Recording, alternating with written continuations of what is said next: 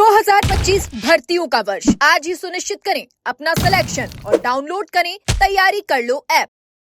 नमस्कार, एजुकेशन नगरी में आपका स्वागत है और मैं हूं आपके साथ विनीत। राजस्थान में कांस्टेबल के 10,000 पदों पर भर्ती की जा रही है और उसके लिए 5 लाख अभ्यर्थी आवेदन कर चुके हैं, लेकिन इन 5 लाख अभ्यर्थियों का इंतजार खत्म होने का नाम नहीं ले रहा।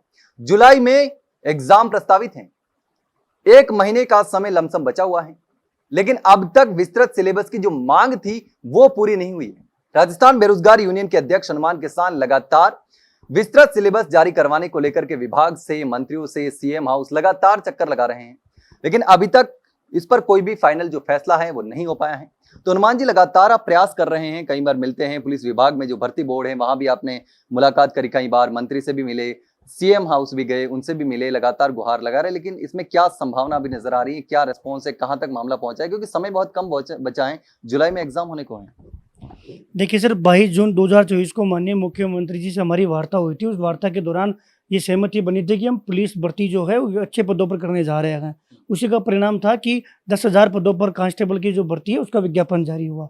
लेकिन सर ये बड़ा दुर्भाग्य था कि जब से ये रिटर्न में एग्जाम होना शुरू हुई है, लगभग 1997 के बाद में आज दिनांक तक कभी भी इसका विस्तृत सिलेबस जारी नहीं हुआ। इसका जो नुकसान है वो ये भुगतना पड़ता है कि कभी पेपर में मैथ के 2 प्रश्न आ गए, कभी 5 आ गए, कभी 10 आ गए, और अन्य विषय के भी इसी प्रकार से जो है प्रश्न देखने को मिलते हैं, जिससे बाद में अभ्यर्थी अपने आप को ठगा महसूस करता है। आप ये देखिएगा कि बिना एड्रेस किसी के घर या अपन जहाँ उसके स्थान पर पहुंचना चाहते हैं वो नहीं पहुंच सकते। इसी प्रकार बिना विस्तृत सिलेबस, बिना दिशा के एक अभ्यर्थी कैसे तैयारी करेगा। विभाग का ये कहना है कि हमने जो सिलेबस दिया है वो ठीक है, आप 10वीं तक पढ़ो, 12वीं तक पढ़ो, हमने विषय बता दिए कि सामान्य गणित आएगा। अब गणित में क्या, एक आरएएस अधिकारी बनता है उसको भी आप विस्तृत सिलेबस देते हो, एक आईएएस बनता है उसको भी आप विस्तृत सिलेबस देते हो। आप एलडीसी देखो, चतुर्श्रेणी देखो, first grade, second grade, third grade, हर डिपार्टमेंट में अगर विस्तृत सिलेबस जारी हो रहा है तो समस्या क्या है साहब। लेकिन साहब ये पुलिस विभाग की हठधर्मिता है कि उसके चलते 28 साल से सिलेबस जारी नहीं हुआ। हमने इस बार जो है इसका बेड़ा उठाया है। हमने स्टार्टिंग से ऐसा नहीं है कि एग्जाम पास में आ गई और मैं ये सारी बातें बोल रहा हूँ, क्योंकि मैं ये चाह रहा था कि साहब अभ्यर्थी परेशान नहीं हो। हमने शुरू से, आज भी मैं कह रहा हूँ कि एक भी सिंगल अभ्यर्थी को हमने परेशान नहीं किया कि पढ़ने वाला ये समय इंपॉर्टेंट है, बातें रह जाएगी, समय निकल जाएगा। इसलिए हम हमेशा ये कहते हैं कि पढ़ने वाला पढ़ाई करे। अगर हमारी मेहनत में कमी हो तो आप हमें अवगत करवाए, आप फीडबैक दे, हम आप बिल्कुल भी भटके नहीं, बिल्कुल भी गुमराह नहीं हो। मैं चाहता तो साहब इन बुलाकर इन लोगों के, चूंकि अभ्यर्थी क्या चाहते हैं हमें पता है, तो हम ये कह रहे हैं कि फिर भी आप तैयारी करो। क्या पता पुलिस विभाग नहीं झुके, अधर्मिता उनकी हावी करेगा कौन? सरकार करेगा, सरकार करेगी, डिपार्टमेंट करेगा। लेकिन हम प्रयास कर रहे हैं, डिपार्टमेंट जो है सरकार के स्तर पर ये जो फैसला है वो भी पाइपलाइन में है। मुद्दा यह है कि विस्तृत सिलेबस जारी किया जाए, जो कि 28 साल में कभी जारी नहीं हुआ, यानी कि असंभव काम है। लेकिन जिस प्रकार चतुर्श्रेणी में हमारी जीत हुई थी उसी प्रकार सब हम लड़ तो सकें। अब एक काम तो हमारे पास है कि हम बैठ जाएं, एक काम ये कि हम प्रयास करें। मैं तो आज भी 2-3 जगह इसको लेकर जाके आया हूँ और हमें तो ये जवाब मिला है कि पाइपलाइन में है। पाइपलाइन का मतलब ये होता है कि अभी इस पर मंथन चल रहा है। मैं तो ये मांग कर रहा था कि इसका विस्तृत सिलेबस जारी हो और थोड़ा सा इसमें तैयारी को समय मिले, क्योंकि वही 19-20 तारीख के आसपास इसकी जो एग्जाम डेट बताई जा रही है, तो उस दौरान तो फिर वही कहीं बीएड की एग्जाम टकराएगी, कहीं बीए के स्टूडेंट है उनकी एग्जाम टकराएगी। लेकिन मैं फिर भी उसको प्राथमिकता नहीं दे रहा। हम प्राथमिकता इसको दे रहे हैं कि सब सिलेबस तो दो, इतना अन्याय मत करो इन अभ्यर्थियों के साथ। डिपार्टमेंट कई सारे नियम हमें गिना रहा है, कई सारे नियम जो है डिपार्टमेंट पेश कर रहा है कि साहब ये विस्तृत सिलेबस जैसा कुछ नहीं होता। लेकिन हमने वापस दस्तावेज उनको जमा करवाए, हमने मजबूती से सारे फैक्ट उनके सामने रखे हैं। सरकार हमारी बात से जो है सहमत है। गृह राज्य मंत्री जवाहर सिंह मैडम जी से हमने 2 से 3 बार मुलाकात की। उन्होंने हमारे सामने जो है पर भर्ती बोर्ड के जो प्रमुख एडीजे हैं उनको भी कॉल किया था। अब ये देखना ये होगा कि डिपार्टमेंट क्या निर्णय लेता है। हमने आज भी कहा कि साहब हमें मना कर दो भाई, एक चीज है कि हम आप जारी नहीं कर रहे हो तो हमें क्लियर मना कर दो।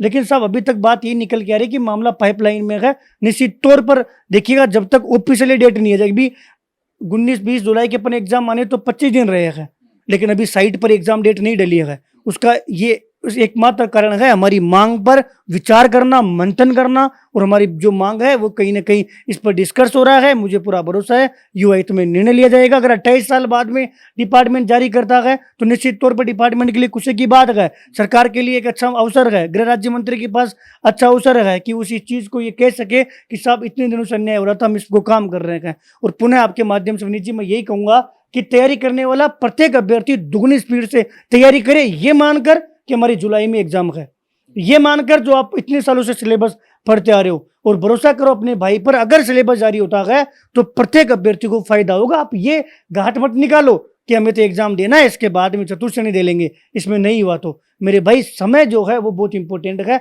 बार बार समय नहीं आएगा, बार बार 10,000 पदों पर भर्ती नहीं आएगी।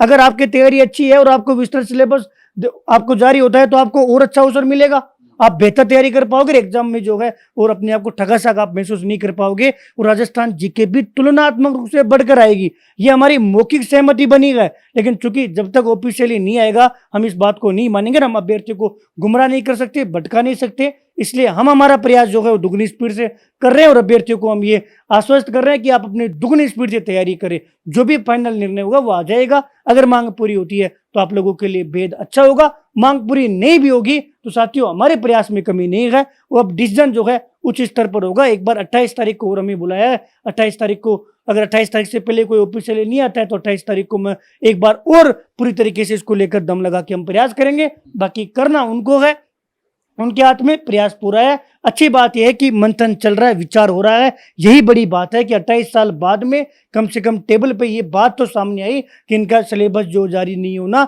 गलत है। हालांकि डिपार्टमेंट इस बात को नहीं मान रहा, लेकिन हमें सरकार पर भरोसा, देखते हैं कि इसमें क्या निर्णय आएगा।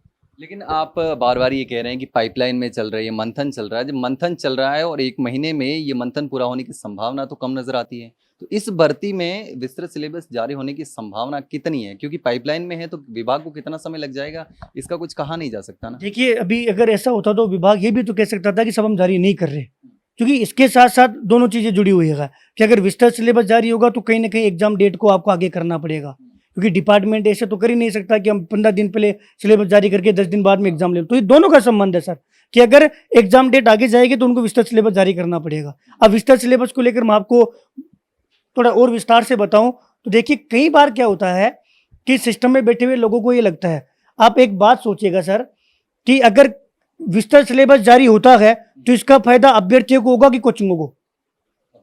क्योंकि जब अभ्यर्थी के सामने विस्तृत सिलेबस होगा तो किताब लाकर भी घर बैठकर भी पढ़ सकता है, 100-200 रुपए में ऑनलाइन कोर्स ले लेगा और उस किताब के माध्यम से टॉपिक को तैयार कर लेगा, जो टॉपिक उसके नहीं समझ में आ रहा उसको। अगर विस्तृत सिलेबस जारी नहीं होता है तो अभ्यर्थी को मजबूरन कोचिंग संस्थान में जाना पड़ेगा, यानी कि पुलिस विभाग जानबूझकर कोचिंग संस्थानों को बढ़ावा दे रही है। कई अभ्यर्थी और कई लोगों का ये कहना था कि हनुमान भैया आप तो फिर इससे तो कोचिंग वालों की मजे हो जाएंगे। अरे मेरे भाई, कोचिंग वालों ने तो बैच पूरे कर दिए। अगर 19-20 तारीख को एग्जाम मान के चल रहे हो तो 15-20 दिन में कोचिंग वालों को क्या मजे हो जाएंगे? विस्तृत सिलेबस जारी होने से उस अंतिम छोर पर बैठे हुए युवा के मजे हो जाएंगे, उस गांव में बैठे हुए उस युवा के मजे हो जाएंगे जिसने एक बार कहीं ना कहीं कोचिंग कर ली और अब ये उम्मीद करेगा कि साहब मैं तो सेल्फ स्टडी करूंगा। जिस प्रकार आरपीएससी ने पैटर्न चेंज किया है, सारी कोचिंगों का मामला साफ है। उससे यह है कि विद्यार्थी गहनता से अध्ययन कर पाए, यह हमें पहल करनी पड़ेगी। हमने बात रखा है, विभाग का कहीं ना कहीं इसी और इशारा था कि नहीं साहब, सिलेबस से तो अभ्यर्थी को फायदा नहीं होगा। हमने उनको समझाया कि साहब अभ्यर्थियों को ही फायदा होगा। आज आप अगर पीएचक्यू डिपार्टमेंट है, अगर पीएचक्यू का एड्रेस नहीं होगा तो कोई अभ्यर्थी पीएचक्यू पहुंच जाएगा? आप बोल दो कि पीएचक्यू से भर्ती बोर्ड जो है उसका जो कार्यालय है पीएचक्यू में है, लेकिन पीएचक्यू कहाँ है बताते हो ना? अब बिना एड्रेस नहीं पहुंच पाएगा, ये छोटी सी बात है। लेकिन हमने इस बार सब पूरा जोर लगाया और जितना प्रयास किया है इससे ज्यादा प्रयास कोई कर सकता है या संभव है मुझे नहीं लगता। हमने सक्षम स्तर तक, यानी कि बीजेपी कार्यालय में 4 बार मुलाकात, प्रदेश अध्यक्ष सहित जो कार्यालय प्रभारी सहित सबसे मुलाकात की, वहां से गृह राज्य मंत्री जी को हमने कॉल करवाया। हमने 15 से 20 दिन गृह राज्य मंत्री जी के भरोसे पर काम किया, उनसे भी जो है भर्ती प्रमुख से कॉल करवाया। उसके बाद में हम गए सीएमआर में, माननीय मुख्यमंत्री जी के ओएसडी को 3 बार हमने अवगत करवाया। उसके बाद में जन सुनवाई में 2 बार हमने माननीय मुख्यमंत्री जी को ये ज्ञापन दिया। अभी भी हमारा सक्षम स्तर पर संवाद चल रहा है और आज का भी यही जवाब था कि जो पाइपलाइन में हम मंथन कर रहे हैं, कोशिश कर रहे हैं कि आपकी जो मांग है उसको पूरा किया जाए। तो ये कोशिश जारी है, लेकिन ये अच्छी बात है कि अभ्यर्थियों को कंफ्यूजन में नहीं रहना चाहिए, अपनी पूरी ताकत लगा के तैयारी करनी है। ये नहीं मान लेना है कि विस्तृत सिलेबस जारी होगा, अगर होता है तो अच्छी बात है, लेकिन उसके बावजूद भी तैयारी अपनी स्ट्रांग रखनी है ताकि किसी भी दिक्कत का सामना ना करना पड़े। फिलहाल हाँ बताइए सर, इसीलिए हमने एक और काम किया है कि अभ्यर्थियों के लिए हम बार बार वीडियो नहीं डाल रहे। अब मैं मुश्किल से मैंने 1 या 2 ट्वीट किए होंगे ताकि अभ्यर्थियों को हल्का सा पता रहे और जो सक्षम अभ्यर्थी है, विवेकशील है, जिसमें नैतिकता है, उस बात को समझेगा कि कोई अनुमान भैया कम से कम प्रयास तो कर रहे हैं कि एक राजस्थान बेरोजगार यूनियन इस प्रकार से काम कर रही है कि हमें बिना नारेबाजी, बिना बुलाए, बिना पीड़ित किए, और हम आगे से पहल कर रहे हैं कि साहब पढ़ो, अगर 25 दिन रहे ना तो अपना पूरा दम लगा दो, हम इधर दम लगा रहे हैं, आप उधर दम लगा दो, जीतेंगे तो दोनों भाई जीतेंगे, नहीं जीतेंगे तो कम से कम आपको तो हमने डिस्टर्ब नहीं किया। सब विसंगति है दूर करवाने दो, ताकि कहीं ना कहीं अभ्यर्थियों को फायदा मिले। और आपके वीडियो माध्यम से मैं पुनः माननीय मुख्यमंत्री जी और विभाग से ये निवेदन कर रहा हूं कि आप ये पहल कीजिए, अच्छी पहल है, एक अच्छा मैसेज जाएगा कि 28 साल में पहली बार विस्तृत सिलेबस जारी करने का जो काम है माननीय मुख्यमंत्री भजनलाल शर्मा जी की सरकार ने किया है। और भर्ती पदोन्नति बोर्ड के जो प्रमुख है उनको भी लाखों अभ्यर्थियों की दुआ मिलेगी कि आपने इस विसंगति को दूर करके एग्जाम का आयोजन करवाया। वरना कौन पूछ रहा है साहब, आप कभी भी एग्जाम करवा लो, आपके मन मर्जी हो वैसे एग्जाम करवा लो, सिलेक्शन तो 10,000 का होगा, लेकिन एक मन में खुशी होती है कि एक सही पैटर्न से आपने एग्जाम करवाई। ये फिर आपने पुराने पैटर्न के लिए उसी हिसाब से आप एग्जाम करवाओगे तो उनमें फिर आप में क्या अंतर रहेगा? हम क्यों आपको याद करेंगे, हम क्यों आपको धन्यवाद देंगे? कुछ ऐसा करो ताकि 5 लाख युवाओं का आपको जो है दुआ लगे और हम भी जो है खुशी खुशी आपको धन्यवाद ज्ञापित करें। बिल्कुल। तो 5 लाख अभ्यर्थियों को उम्मीद है कि विस्तृत सिलेबस जारी होगा, लेकिन अब देखना होगा कि इस पर फाइनल फैसला कब होता है। फिलहाल के लिए इतना ही, जल्द मिलते हैं एक नई जानकारी के साथ, तब तक के लिए नमस्कार।